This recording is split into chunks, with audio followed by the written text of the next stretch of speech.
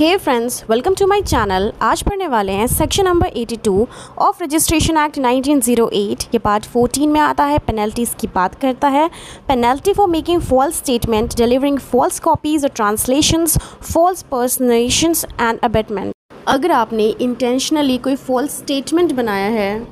Oath पे या ऐसे ही, चाहे उसे रिकॉर्ड किया है या नहीं किया गया है किसी ऑफिसर के सामने एग्जीक्यूशन के टाइम पे या इंक्वायरी या प्रोसीडिंग्स के टाइम पे, अगर आपने कुछ भी ये सब किया है इंटेंशनली, आपने फॉल्स स्टेटमेंट किया है इंटेंशनली, आपको पेनल्टी मिलेगी।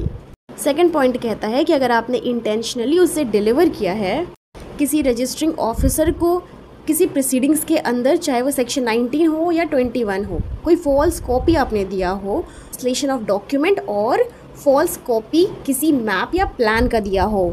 थर्ड पॉइंट है कि या आपने फॉल्सली पर्सोनेट किया है, जैसे आपने किसी और पर्सन के बदले अपना नाम बता दिया हो कि भाई मैं फ़लाना हूँ, मैं ये हूँ, और अज्यूम किया है किसी कैरेक्टर को, और उस डॉक्यूमेंट में जो बताया गया है उस पर्सन का जो भी अथॉरिटी है, आपने वो उसे खुद पे अज्यूम कर लिया है